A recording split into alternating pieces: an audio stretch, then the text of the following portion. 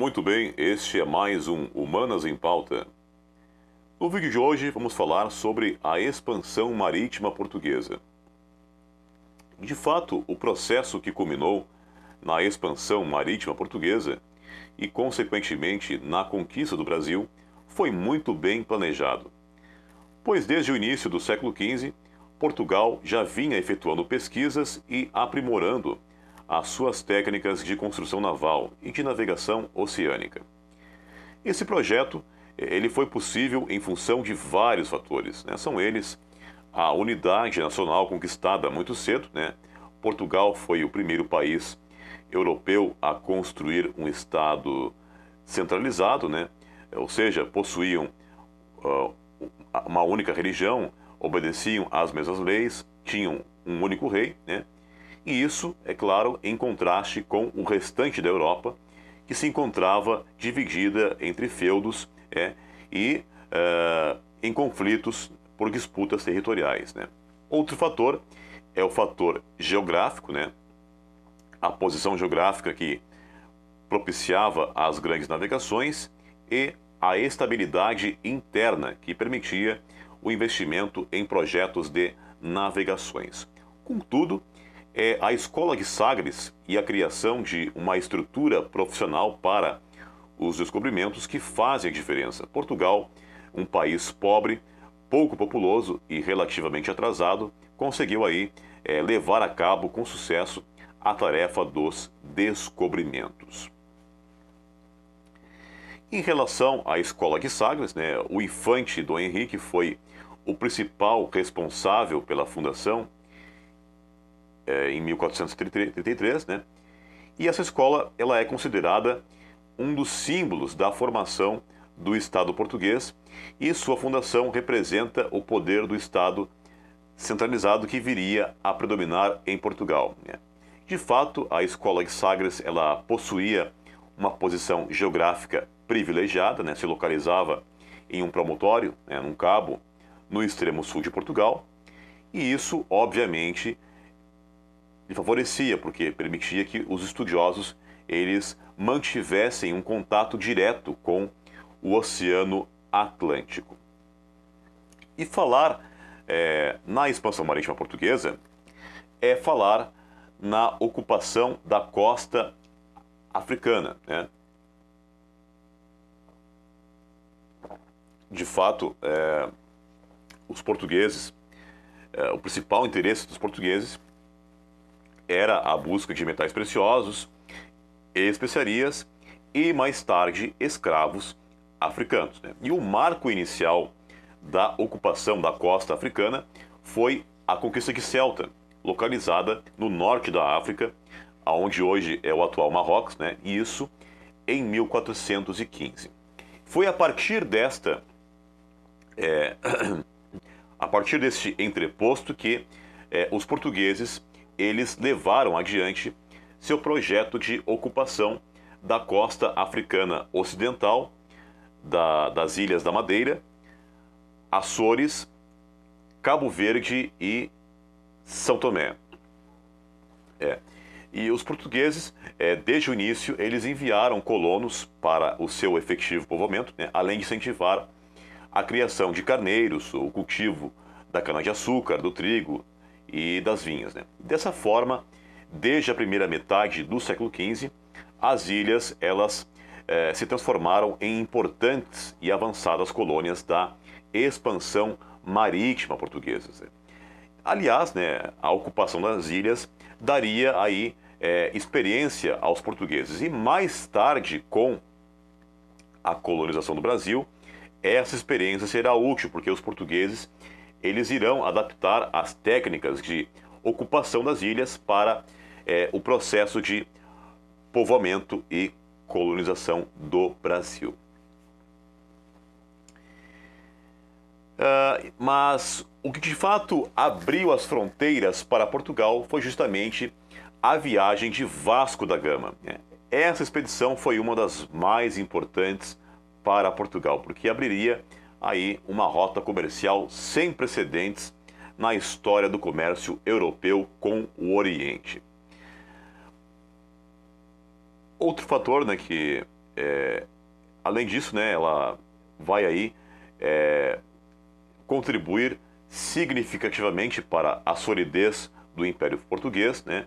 E outro fator que agrega importância a essa expedição é o fato de que, após a sua realização, será organizada uma segunda expedição comandada por Pedro Álvares Cabral, que, como vocês sabem, culminará no chamado descobrimento do Brasil, entre aspas.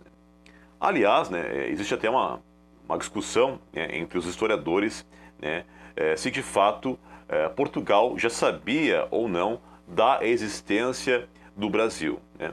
Em relação a este assunto, Eduardo Bueno frisa o seguinte: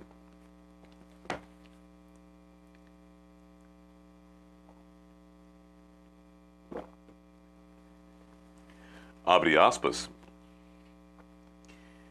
de qualquer modo, soubesse ou não o rei Dom João II da existência do Brasil, o certo é que, no segundo semestre de 1497, quando navegava em direção à Índia, Vasco da Gama já pressentira a existência dessas mesmas terras. De fato, no dia 22 de agosto daquele ano, depois de zarpar das ilhas de Cabo Verde, no rumo da Índia, Gama e seus homens avistaram em pleno mar aves marinhas voando muito rijas, né? Como aves que iam para a terra.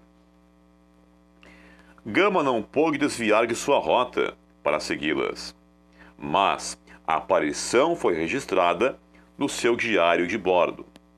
Naquele momento, os navegadores portugueses estavam interessados na verdadeira Índia, que eles sabiam que ficava a leste, para além do Oceano Atlântico, e não nas terras que Colombo descobria a oeste.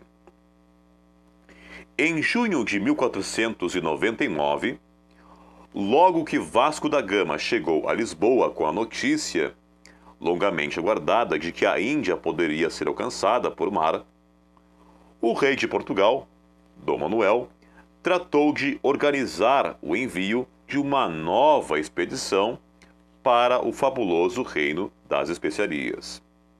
Em sua jornada de ida, essa expedição poderia explorar também a margem ocidental do Atlântico, cuja posse Portugal assegurara desde o Tratado de Tordesilhas, firmado em 1494. Fecha aspas.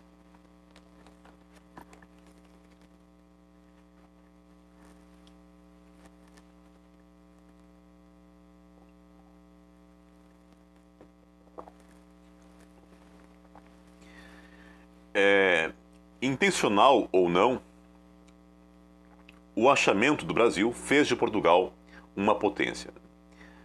Nós devemos entender esse como um marco nas grandes navegações, porque foi a expedição mais poderosa até então organizada por um Estado europeu. E quando os portugueses eles descobriram, entre aspas, né, oficialmente o Brasil, em 22 de abril de 1500, ele era habitado por uma infinidade de povos ameríndios distribuídos por praticamente todas as regiões que hoje formam o nosso Brasil atual. E esses povos, eles podem ser divididos em grupos distintos, né? São eles os tupis, guaranis e os tapuias. Os tupis e os guaranis eram mais numerosos, né? Enquanto que os tapuias eram mais aguerridos. Ambos praticavam a caça, a pesca, a coleta de frutas, né?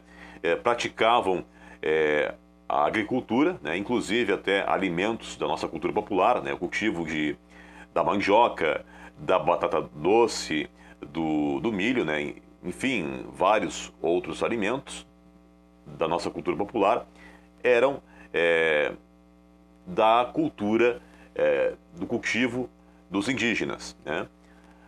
E durante os primeiros anos de conquista dos portugueses, os índios e os europeus, eles conviveram pacificamente, né? No entanto, essa realidade ela irá mudar quando de fato se iniciar o processo de colonização do Brasil, porque os portugueses eles passarão então a enxergar os índios como mão de obra a ser escravizada. E os índios, é claro, não irão aceitar, né? Haverá resistência, né? Mas isso é tema para um próximo vídeo, né? Quando a gente falar sobre o governo geral. E por hoje é isso, gente. Bons estudos e até a próxima!